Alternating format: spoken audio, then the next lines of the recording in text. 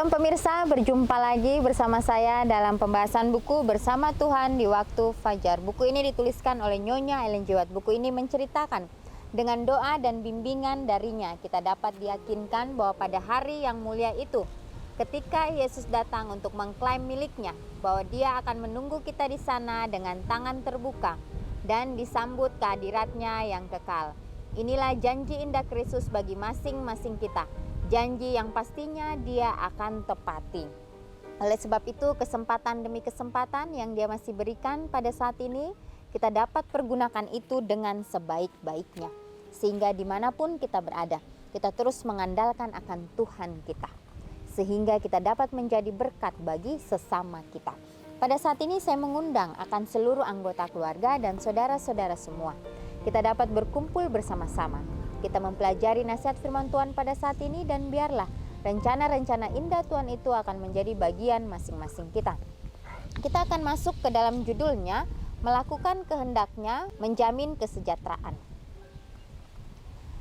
Ayatnya terdapat di dalam Yosua 1 ayat 8. Janganlah engkau lupa memperkatakan kitab Taurat ini, tetapi renungkanlah itu siang dan malam, supaya engkau bertindak hati-hati sesuai dengan segala yang tertulis di dalamnya. Sebab dengan demikian, perjalananmu akan berhasil dan engkau akan beruntung. Di dalam hukumnya, Tuhan telah memberitahukan prinsip-prinsip di mana terletak segala kemakmuran sejati, baik secara bangsa maupun secara perorangan. Alfa dan Omega jilid 4 halaman 111. Tuhan memberkati pekerjaan tangan manusia, supaya mereka dapat mengembalikan kepadanya bagiannya. Ia memberi mereka sinar matahari dan hujan. Ia yang menumbuhkan sayur-sayuran dengan segar. Ia memberi kesehatan dan kesanggupan untuk memperoleh pendapatan. Setiap berkat berasal dari tangannya yang berlimpahan, dan ia menginginkan pria dan wanita supaya menunjukkan rasa syukur dan terima kasih mereka dengan mengembalikan kepadanya. Sebagian dalam bentuk persepuluhan dan persembahan-persembahan, dalam persembahan syukur, dalam persembahan sukarela. Mereka harus mengabdikan harta mereka kepada pekerjaannya, supaya kebun anggurnya tidak tinggal hampa dan tandus. Alfa dan Omega jilid 4 halaman 294. Jadi nasihat firman Tuhan pada saat ini, bagaimana kita boleh terus melakukan kehendak Tuhan di dalam kehidupan kita. Tuhan sudah menyertai kita dengan setiap berkat-berkat yang dia berikan bagi kita. Biarlah berkat-berkat yang sudah kita terima itu kita dapat pergunakan dengan sebaik-baiknya, ya, untuk menolong sesama kita. Jangan sampai berkat yang Tuhan sudah percayakan itu kita hanya untuk mementingkan akan diri kita sendiri. Tadi juga di sini disinggung mengenai setiap berkat yang berasal dari tangannya yang berkelimpahan, dan ia menginginkan pria dan wanita supaya menunjukkan rasa syukur dan terima kasih. Ya, karena Tuhan sudah memberkati akan setiap pekerjaan-pekerjaan kita. Ya, mungkin pada saat kita menerima akan berkat Tuhan, kita akan gampang untuk merasakan syukur itu di dalam kehidupan kita. Tetapi apabila masalah, apabila kesusahan datang kepada kita, apakah kita masih bersyukur kepada Tuhan? Inilah menjadi suatu pertanyaan bagi masing-masing kita. Kita harus belajar di dalam situasi apapun yang kita hadapi, kita boleh selalu bersyukur dan berterima kasih hanya kepada Tuhan saja. Ya, karena dialah yang memegang segala sesuatunya, karena dialah sumber kekuatan kita. Dalam persembahan, dalam persembahan syukur, dalam persembahan sukarela, kita harus berpaut hanya kepada Tuhan, mengabdikan harta kita kepada pekerjaannya, supaya kebun anggur kita tidak tinggal hampa dan tandus.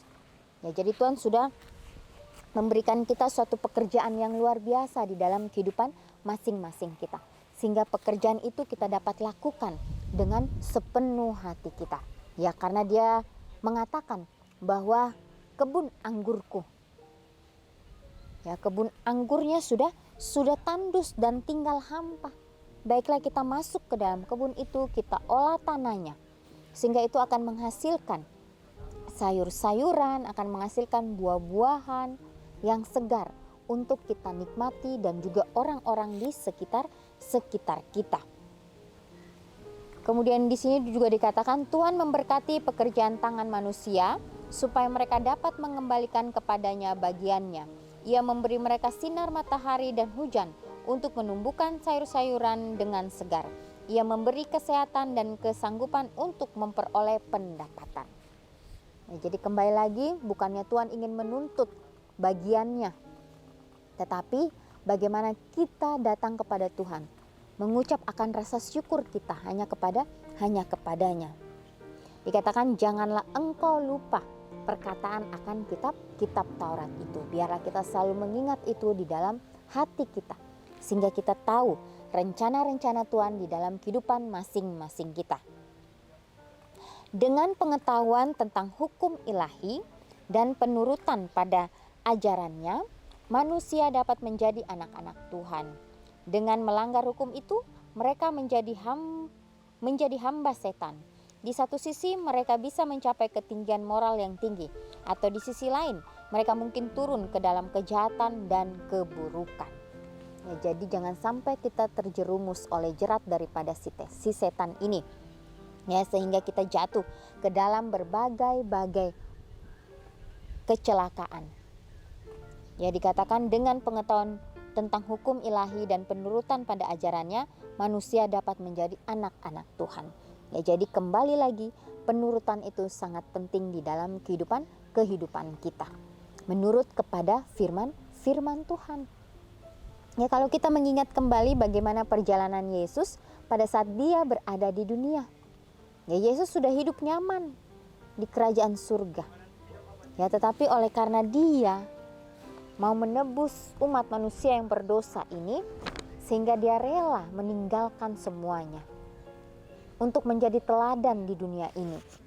Biarlah pengorbanan Yesus itu jangan sia-sia adanya. Biarlah kita mau terus merenungkan akan nasihat firman Tuhan di dalam kehidupan masing-masing kita. Ya, karena kita tahu Yesuslah juru selamat kita. Dia yang akan menyanggupkan kita, menolong kita untuk melakukan yang terbaik.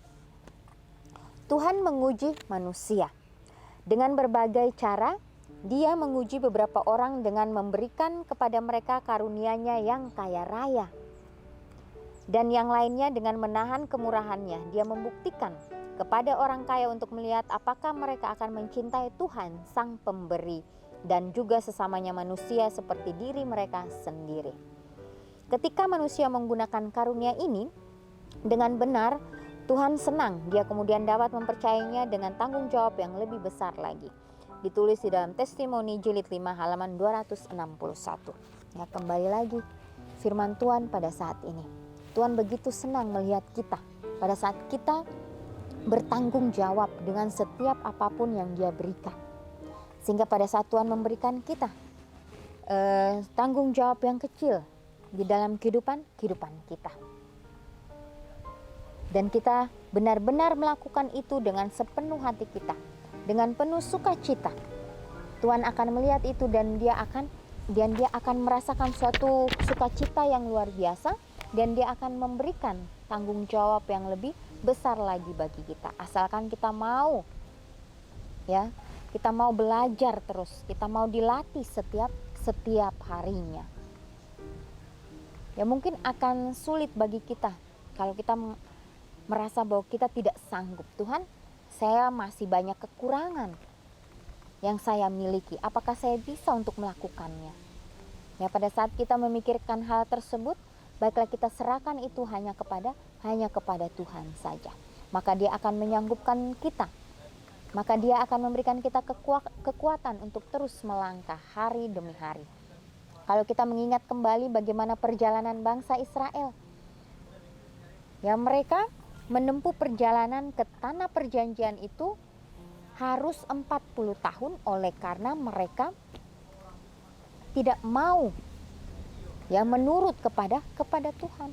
Sebenarnya perjalanan mereka itu hanya 40 hari. Perjalanan yang cukup panjang, 40 tahun.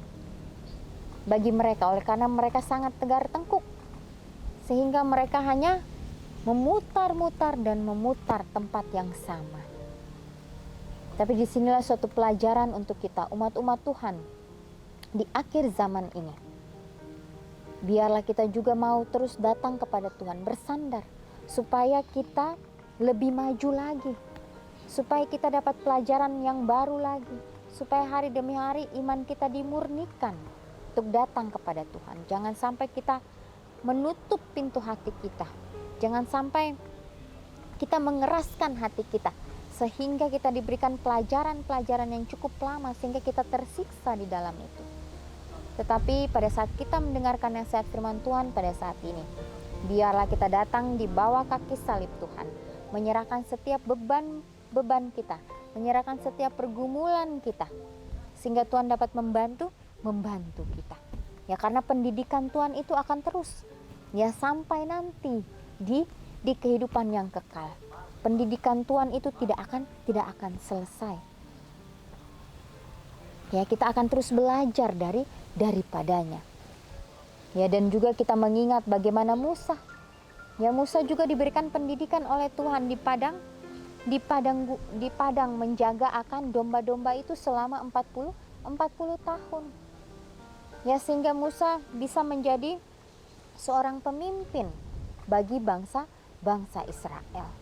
Ya, walaupun banyak keluh kesah yang Musa hadapi pada saat perjalanan ke tanah perjanjian itu. Ya, tapi Musa tahu bahwa Tuhanlah yang akan memimpinnya. Dan Musa, dia merasa tidak sanggup. Akhirnya Musa hanya melihat tanah perjanjian itu dari jauh. Sehingga Musa pun diizinkan untuk beristirahat. Ya, jadi ini hal yang sulit bagi kita. Ini hal yang sangat berat untuk kita hadapi. Tetapi bila mana kita mau dituntun oleh Tuhan kita, bila mana kita mau menerima akan janji-janji Tuhan dalam kehidupan kita, maka Dia akan menyanggupkan kita. Ya, kita harus terus bertahan di dalam prinsip-prinsip kebenaran Kristus itu, sehingga kita boleh menerima akan berkat Tuhan di dalam kehidupan kita setiap harinya. Hanya Tuhanlah satu-satunya yang boleh terus kita andalkan di dalam kehidupan kita. Ya, pada saat ini juga, ya, bila mana kita berada mungkin di suatu pekerjaan yang kita jalani, mungkin kita berada di suatu ministry yang kita jalani, ya, akan banyak, ya, tantangan yang kita hadapi. Ya, tetapi janji Tuhan itu begitu indah bagi kita. Ya, sebagaimana janji yang diberikan kepada murid-muridnya, bahwa mereka akan menyampaikan kabar keselamatan itu kepada setiap bangsa. Dan akhirnya murid-murid ini diberikan suatu pengertian, ya, bahwa mereka walaupun akan menghadapi tantangan yang luar biasa, tetapi di setiap tantangan yang mereka hadapi, disitulah Tuhan menyertai mereka. Sehingga apapun yang mereka lakukan itu dengan penuh kedamaian. Walaupun mereka dianiaya, tapi mereka tahu mereka lakukan ini hanya untuk Tuhan mereka. Mereka tahu bahwa inilah jalan kebenaran itu, sehingga mereka tegar untuk menghadapi semuanya. Ya, pemirsa, biarlah nasihat firman Tuhan pada saat ini kembali lagi menguatkan masing-masing kita, untuk kita boleh terus bertahan di dalam kebenaran Kristus. Ya, karena Tuhan kita adalah Tuhan yang hidup. Dia akan selalu menyertai kita sampai pada akhirnya, bila mana kita terus berpaut hanya kepada janji-janji kebenaran firman Tuhan ini. Dan kembali lagi hari ini, kita boleh mengambil komitmen kita untuk terus memandang hanya kepada Tuhan, untuk melakukan yang terbaik di dalam kehidupan kita, sehingga dimanapun kita berada, kita boleh menjadi terang-terang kecil, kita boleh menjadi berkat, kita boleh menjadi pembawa-pembawa damai itu. Biarlah ini akan menjadi kekuatan untuk kita, apapun yang kita lakukan, biarlah kita penuh penyerahan hanya kepada Tuhan. Kita dapat berjumpa lagi di kesempatan yang berikutnya, dan Tuhan memberkati.